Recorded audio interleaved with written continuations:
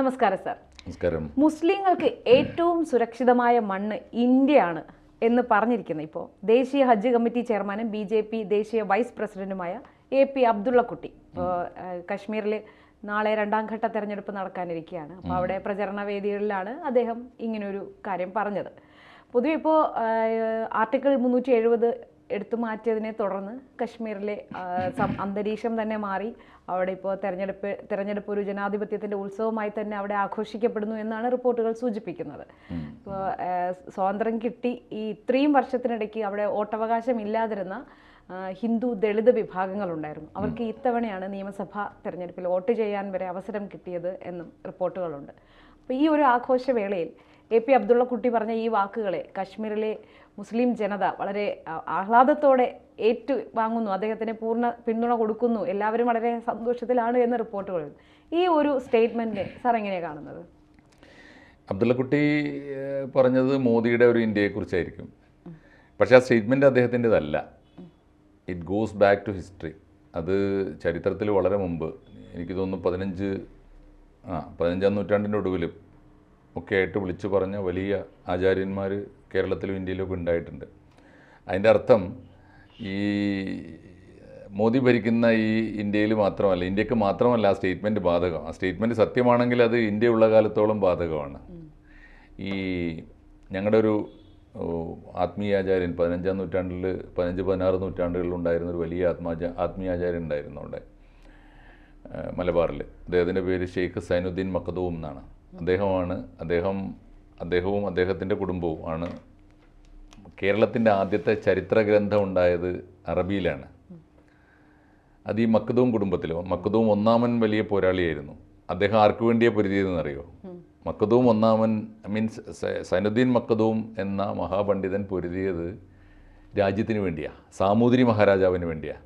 എന്നിട്ട് ലോകത്തിലെ മുഴുവൻ മുസ്ലിം രാഷ്ട്രങ്ങളോടും പറഞ്ഞു, ഞങ്ങളെ സഹായിക്കണം, ഞങ്ങളെ ചക്രവർത്തി സാമൂതിരിയാണ്, അദ്ദേഹത്തെ സഹായിക്കണം, സാമ്പത്തികമായി സഹായിക്കണം, സൈനികമായി സഹായിക്കണം. എന്താ കാരണം എന്ന് വെച്ചാൽ പോർച്ചുഗീസുകാർ വന്നു ഇന്ത്യയെ ആക്രമിച്ചു. കോഴിക്കോട്ട് ആണല്ലോ വന്നത്. അപ്പോൾ ഒരു വൈദേശിക അധിനിവേശത്തിനെതിരായിട്ട് ഇന്ത്യയിലെ ഒരു ചക്രവർത്തിക്ക് ലോകത്തിലെ മുഴുവൻ മുസൽമാന്മാരും മുസ്ലിം ചക്രവർത്തിമാരും സഹായം നൽകണം. അതിന് കാരണം പറഞ്ഞത് അന്ന് ഇതാണ്. അൽ ഹിന്ദ് ദാറുൽ ഇസ്ലാം എന്ന് പറയും അറബിയിൽ. എന്ന് പറഞ്ഞാൽ ഇന്ത്യ ഇസ്ലാമിൻ്റെ സുരക്ഷിത ഭവനമാണ്. ഇന്നിപ്പോൾ കണക്കെടുക്കുമ്പോൾ ലോകത്ത് 51 മുസ്ലിം ഭൂരിപക്ഷ രാജ്യങ്ങളുണ്ട്. ഇന്നും അത് സത്യമാണ്, ഒരു കണക്കിന് യാഥാർത്ഥ്യമാണ്. ലോകത്തിലെ 51 മുസ്ലിം ഭൂരിപക്ഷ രാജ്യങ്ങളെക്കാളും സുരക്ഷിതമായി ചരിത്രപരമായി നോക്കുമ്പോൾ, വിശാലമായ അർത്ഥത്തിലെടുക്കുമ്പോൾ, ഇന്ത്യയിൽ മുസ്ലിങ്ങൾ ഉണ്ടായ കാലം തൊട്ട് ഇന്നോളം എടുക്കുമ്പോൾ എപ്പോഴെങ്കിലും ഉണ്ടായിട്ടുള്ള ഒറ്റപ്പെട്ട സംഭവങ്ങൾ ഒഴിച്ചാൽ ഈ 500 കൊല്ലത്തെ ചരിത്രമുണ്ടല്ലോ, 1500 തൊട്ട് ഈ 2024 വരെയുള്ള ചരിത്രം എടുക്കുമ്പോൾ ലോകത്തിലെ ഏത് മുസ്ലിം രാഷ്ട്രത്തെക്കാളും, മുസ്ലിം ഭൂരിപക്ഷ രാജ്യത്തെക്കാളും സുരക്ഷിതമായി മുസൽമാൻ ജീവിച്ചു വരുന്ന രാജ്യമാണ്. അത് നമ്മുടെ സങ്കല്പമല്ല, രാഷ്ട്രീയമായ പ്രചാരണമല്ല, ചരിത്രപരമായ സത്യമാണ്. അത് മുസ്ലിങ്ങൾക്കും നല്ല ബോധ്യമുണ്ട്. അതാണ് ആ പ്രസ്താവനയുടെ ഒരു അർത്ഥം. അത് വളരെ ശരിയുമാണ്, പരസ്പരം ബഹുമാനിച്ചു. ഇപ്പോൾ ആലോചിച്ച് നോക്കൂ, ഇവിടെ ഈ മുസ്ലിങ്ങൾ വന്നത്, ഇന്ത്യയിൽ ആദ്യമായി മുസ്ലിങ്ങൾ വന്നത് ഈ കേരളക്കരയിലാണ്. കൊടുങ്ങല്ലൂർ മുസിരീസിലാണ് വന്നിറങ്ങിയത്. മാലിക് ബിൻ ദീനാർ എന്നാണ് അദ്ദേഹത്തിൻ്റെ ആദ്യം വന്ന പ്രവാചകൻ്റെ കാലത്ത് തന്നെ ഇസ്ലാം വന്നു എന്നാണ്. അത് കഴിഞ്ഞ് യേശുദേവൻ്റെ കാലത്ത് തന്നെ ക്രിസ്ത്യാനിറ്റി വന്നു. ഈ വന്നവരോടൊക്കെ എങ്ങനെയാണ് ഈ രാജ്യം പെരുമാറിയത്? എന്നാൽ മറ്റൊരു രാജ്യത്തേക്ക് ചെന്നാൽ, അത് മുസ്ലിം രാഷ്ട്രമാണെങ്കിൽ പോലും ഒരാൾ അഭയം തേടി ജീവിതം തേടി ചെല്ലുമ്പോൾ എങ്ങനെയാണ് പെരുമാറുന്നത്? ആ വ്യത്യാസം മാത്രം നോക്കിയാൽ മതി. ഇവരെ വന്നവരെയൊക്കെ ഈ രാജ്യം ചേർത്ത് പിടിച്ചു, അവർക്ക് വേണ്ടതൊക്കെ കൊടുത്തു. അവരുടെ കൂട്ടത്തിൽ സ്ത്രീകളുണ്ടായിരുന്നില്ല, അവർക്ക് ഭാര്യമാരെ കൊടുത്തു, അവർക്കിവിടെ മക്കൾ ജനിച്ചു.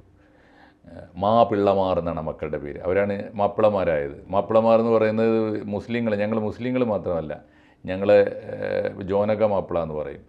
യഹൂദ മാപ്പിളയുണ്ട്, നസ്രാണി മാപ്പിളയുണ്ട്, ഒക്കെ മാപ്പിളമാരാണ്. ഈ മാപ്പിള എന്ന വാക്കുണ്ടാകുന്നത് പിള്ളയിൽ നിന്നാണ്. അമ്മയുടെ മക്കളാണ്, അമ്മമാരൊക്കെ ഇവിടുത്തേരാണ്. അപ്പോൾ എന്തായതിൻ്റെ അർത്ഥം? ഇവിടെ വന്നു ചേർന്ന എല്ലാ ജനതയുടെയും അമ്മയായി രാജ്യം മാറി. അതാണ് ഭാരത് മാത എന്ന് ആ അർത്ഥത്തിലാണ് വിളിക്കേണ്ടത്. അപ്പോൾ അങ്ങനെ വരുമ്പോൾ അബ്ദുള്ളക്കുട്ടി പറഞ്ഞതിന് ചരിത്രപരമായി ശരിയുണ്ട്. പക്ഷേ അത് മാത്രമല്ല, അത് ചരിത്രത്തിലെ ഒരു ശരി.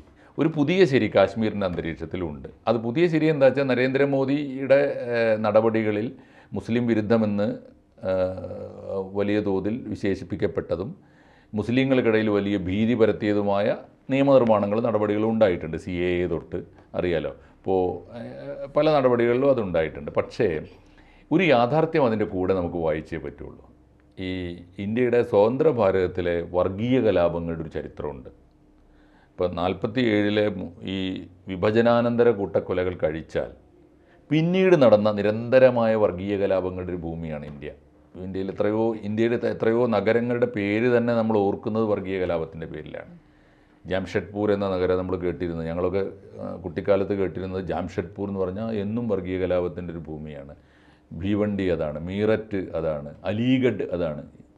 ഇങ്ങനെ എത്രയോ നഗരങ്ങൾ നിരന്തരമായി, ബീഹാർ, ഇങ്ങനെ നിരന്തരമായി വർഗീയ കലാപങ്ങൾ ഉണ്ടായിരുന്ന ഒരു ഭൂമിയാണ് ഇന്ത്യ. സ്വതന്ത്ര ഇന്ത്യയിൽ വർഗീയ കലാപങ്ങൾ തന്നെയായിരുന്നു. ഹിന്ദു പാനി, മുസ്ലിം പാനി എന്ന് തീവണ്ടിയിൽ പരസ്യമായിട്ട് 2 തരം വെള്ളം വിറ്റിരുന്ന നാടാണ്. ആ ഇന്ത്യക്ക് മാറ്റം വന്നിട്ടുണ്ട്, അത് വസ്തുതയാണ്. അതുകൊണ്ട് ഇപ്പോൾ പുതിയ കാലത്തെ ഒരു കണക്കെടുത്താലും വർഗീയ കലാപങ്ങളുടെ എണ്ണം ഞാൻ നോക്കുമ്പോൾ നമുക്കൊക്കെ വളരെ കൃത്യമായിട്ട് ഓർക്കാം. 2002 ഒരു ഗുജറാത്ത് കലാപം കഴിച്ചാൽ പിന്നെ നമ്മൾ കേൾക്കുന്നത് 2023 ഒരു മണിപ്പൂർ കലാപമാണ്. കമ്മ്യൂണിറ്റീസൊക്കെ വ്യത്യാസം വന്നിട്ടുണ്ടാവും. പക്ഷേ ഒരു 4 നൂറ്റാണ്ടിനുള്ളിൽ 2 കലാപങ്ങൾ കേട്ട നാടായിരുന്നില്ല അതിന് മുമ്പുള്ളൊരു ഇന്ത്യ. തീർച്ചയായിട്ടും വർഗീയ കലാപങ്ങൾ, വർഗീയ കലാപങ്ങളുടെ എണ്ണം വലിയ തോതിൽ കുറഞ്ഞിട്ടുണ്ട്. അതുകൊണ്ട് സമാധാനത്തിൻ്റെ ഒരു അന്തരീക്ഷം ഇന്ത്യയിൽ തിരിച്ചു വന്നിട്ടുണ്ട്. ഈ കാലഘട്ടത്തിലാണെങ്കിൽ ലോകത്തിൽ പല മുസ്ലിം രാഷ്ട്രങ്ങളിലും മുസ്ലിം രാഷ്ട്രങ്ങൾ തന്നെ പരസ്പരം കൊന്നുകൊണ്ടിരിക്കുന്നുണ്ട്. സുന്നി ഷിയ കൂട്ടക്കൊലകൾ നടക്കുന്നുണ്ട്. യമൻ എന്ന രാജ്യത്ത് നിന്നാണ് ഈ കേരളത്തിലേക്ക് മുസ്ലിങ്ങൾ വന്നത്. ആ യമൻ എന്ന രാജ്യത്തെ 3 മുസ്ലിം രാഷ്ട്രങ്ങൾ കൊത്തിയെടുത്ത് 3ആയി വീതിച്ചെടുത്തിരിക്കുക. യമൻ എന്ന രാജ്യത്തെ അത് ഒന്ന് ഹൂത്തി തീവ്രവാദികളെ ഉപയോഗിച്ചിട്ട് ഇറാൻ കുറേ ഭാഗം പിടിച്ചു.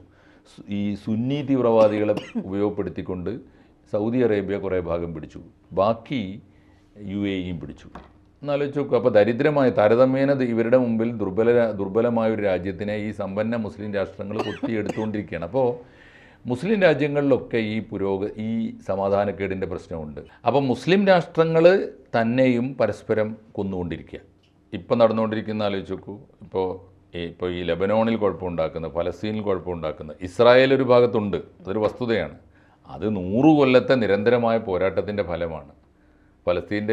ഫലസ്തീനിലെ പ്രശ്നത്തിൻ്റെ തുടക്കത്തിൽ തീർച്ചയായിട്ടും അറബ് രാജ്യങ്ങൾ ന്യായമായൊരു കരാറിലേക്ക് പോകാതെ അറബ് രാജ്യങ്ങളുടെ പ്രത്യേകിച്ച് 4-5 മുസ്ലിം രാഷ്ട്രങ്ങളുടെ വലിയ ഔദ്ധത്യം അതിൽ പങ്കുവഹിച്ചിട്ടുണ്ട്. അവരുടെ പിടിപ്പുകേടും അവരുടെ ഒരു വീണ്ടും വിചാരമില്ലായ്മയൊക്കെ പങ്കുവഹിച്ചതുകൊണ്ടാണ് പലസ്തീൻ ഇല്ലാതെ പോയത്. ഇങ്ങനെ മുസ്ലിം ലോകത്ത് മുഴുവൻ കുഴപ്പങ്ങളുണ്ട്. എല്ലാ മുസ്ലിം രാജ്യങ്ങളിലും കുഴപ്പങ്ങളുണ്ട്. പാകിസ്ഥാനിൽ അകത്തുള്ളവർ തമ്മിലാണ് കുഴപ്പം. ബംഗ്ലാദേശിൽ എന്താ കുഴപ്പം? അകത്തുള്ളവർ തമ്മിലാണ് കുഴപ്പം. ഇവന്മാർ 2 കൂട്ടരും തമ്മിൽ എന്തായിരുന്നു കുഴപ്പം? ഇവർ ഉപദേശീയതകളുടെയും ദേശീയതയുടെയും പ്രശ്നങ്ങളായിരുന്നു. ഇന്ത്യയിൽ നിന്ന് മതം പറഞ്ഞ് രാഷ്ട്രം നേടിപ്പോയതാണ്. അപ്പോൾ ഇതൊക്കെ മുസ്ലിം രാഷ്ട്രങ്ങളുടെ ഈ തലവേദന സത്യത്തിൽ ഇന്ത്യയിൽ മുസ്ലിങ്ങൾ എന്ന നിലയിൽ സമാധാനത്തോടെ ജീവിക്കാനുള്ളൊരു അന്തരീക്ഷം അന്ന് ചരിത്രത്തിലുണ്ട്. പുതിയ കാലത്തും വ്യത്യാസം വന്നിട്ടുണ്ട്. അതൊരു വലിയ വ്യത്യാസമാണ്. ഇപ്പോൾ കാശ്മീരിലാണ് അദ്ദേഹം പ്രചരണം നടത്തുന്നത്. കാശ്മീരിനെ കുറിച്ചുള്ള വിവാദ വിഷയങ്ങൾ ഈ തെരഞ്ഞെടുപ്പ് ഏറ്റവും പ്രധാനപ്പെട്ടത് ആർട്ടിക്കിൾ 370 ആണ്. 370-ാം വകുപ്പ് ഇന്ത്യ എന്ന രാജ്യം ചരിത്രപരമായ ആ ജനതയ്ക്ക് കൊടുത്ത ഒരു കോമ്പൻസേഷനാണ്, ഒരു പ്രതിക്രിയയാണ്. അവരുടെ സമ്മതം ചോദിക്കാതെ ഇന്ത്യയോട് ചേർത്ത ഒരു രാജ്യമെന്ന നിലയിൽ വസ്തുത പറഞ്ഞ ജനങ്ങളോട് സമ്മതം ചോദിക്കുമെന്നൊരു വാക്ക്, പ്ലബിസൈറ്റ് നടത്തിക്കൊള്ളാമെന്ന്, ജനഹിത പരിശോധന നടത്തിക്കൊള്ളാമെന്ന് ഷെയ്ഖ് അബ്ദുള്ളക്കും കൂട്ടർക്കൊക്കെ അന്ന് നെഹ്റു കൊടുത്തിരുന്ന ഒരു വാക്കുണ്ട്. അപ്പോൾ അത് അന്നത്തെ കാശ്മീർ അല്ല ഇന്നത്തെ കാശ്മീർ. അതുകൊണ്ടിപ്പോൾ ജനഹിതത്തിന് പകരമാണ് 370 കൊടുത്തതെന്ന് പറഞ്ഞു. പക്ഷേ 370 ഒരു പ്രത്യേക പരിഗണന ഉണ്ടായിരുന്നു, അവർക്ക് ഒരു പ്രത്യേക സുരക്ഷ നൽകിയിരുന്നു. പക്ഷെ അത് സുരക്ഷയായിരുന്നു അല്ല, അത് പലതരത്തിൽ അത് മിസ്യൂസ് ചെയ്യപ്പെട്ടു, ദുരുപയോഗം ചെയ്യപ്പെട്ടു. അതാണ് ഉണ്ടായത്. ഇപ്പോൾ 370 കാശ്മീരികൾക്ക് മാത്രമാക്കിയപ്പോൾ കാശ്മീരികൾക്ക് പ്രത്യേക അവകാശം കൊടുത്തപ്പോൾ ആ കാശ്മീരികളെ ദുരുപയോഗപ്പെടുത്തിയത് മറ്റു പലരുമാണ്. പലപ്പോഴും വിദേശ ശക്തികളാണ്, തീവ്രവാദികളാണ്, ഈ ആസാദ് കാശ്മീർ വാദക്കാരാണ്, ഒരുപാട് പേരുണ്ട്. അപ്പോൾ അവിടെ തീവ്രവാദം തുടങ്ങി. തീവ്രവാദത്തെ അടിച്ചമർത്താൻ ഭരണകൂടം, ഇപ്പോൾ ഇന്ത്യൻ ഭരണകൂടം നേരിട്ട് ചെന്ന് അവിടെ നടത്തിക്കൂട്ടിയ അതിക്രമങ്ങൾ ഒരുപാടുണ്ട്, വിയോജിപ്പുകളൊക്കെ ഉണ്ട്. പക്ഷേ ഇപ്പോൾ ഉള്ളൊരു ഗുണം 370 എടുത്തു കളഞ്ഞാലും ഇല്ലെങ്കിലും കാശ്മീരിൻ്റെ വേറൊരു പ്രധാനപ്പെട്ട ചർച്ച സ്റ്റേറ്റ്ഹുഡ് എന്തിനെടുത്ത് കളഞ്ഞു എന്നുള്ളതാണ്. 370 എടുത്തു കളഞ്ഞാലും സംസ്ഥാന പദവി എന്തിനെടുത്ത് കളഞ്ഞു? സംസ്ഥാന പദവി എടുത്തു കളയാതെ തന്നെ അവിടെ തെരഞ്ഞെടുപ്പ് നടത്താമല്ലോ. അത്തരം ആരോപണങ്ങളും ആക്ഷേപങ്ങളും ഒക്കെ ഉണ്ടെങ്കിലും കാശ്മീരിൽ കഴിഞ്ഞ ഈ 2 കൊല്ലം ഇപ്പോൾ ഈ പരിഷ്കാരങ്ങൾ വന്നതിന് ശേഷം താരതമ്യേന തീവ്രവാദം അവസാനിച്ചു എന്നും പറഞ്ഞുകൂടെ, ഇപ്പോഴും തീവ്രവാദത്തിൻ്റെ വാർത്തകളൊക്കെ ഉണ്ട്. പക്ഷേ താരതമ്യേന സമാധാനമുണ്ട്. അവർ ദൈനംദിന ജീവിതത്തിലേക്ക് തിരിച്ചു പോയിട്ടുണ്ട്. കാശ്മീരിലേക്ക് ടൂറിസ്റ്റുകൾ വ്യാപകമായിട്ട് പോകാൻ തുടങ്ങിയിട്ടുണ്ട്. ഇപ്പോൾ നമ്മുടെ നാട്ടിൽ നിന്നൊക്കെ തന്നെ ധാരാളമായിട്ട് ആളുകൾ പോകുന്നുണ്ട്. വലിയ പരിക്കൊന്നും കൂടാതെ അപകടമില്ലാതെ തിരിച്ചു വരുന്നുണ്ട്. കുട്ടികൾ അവിടെ പോയി വന്ന പലരും പറയുന്നത് കുട്ടികൾ സ്കൂളിലേക്ക് പോകാൻ തുടങ്ങി, ആളുകൾ ജോലിക്ക് പോകാൻ തുടങ്ങി, ടൂറിസ്റ്റുകൾ വരാൻ തുടങ്ങിയപ്പോൾ അവരുടെ വരുമാനം കൂടി.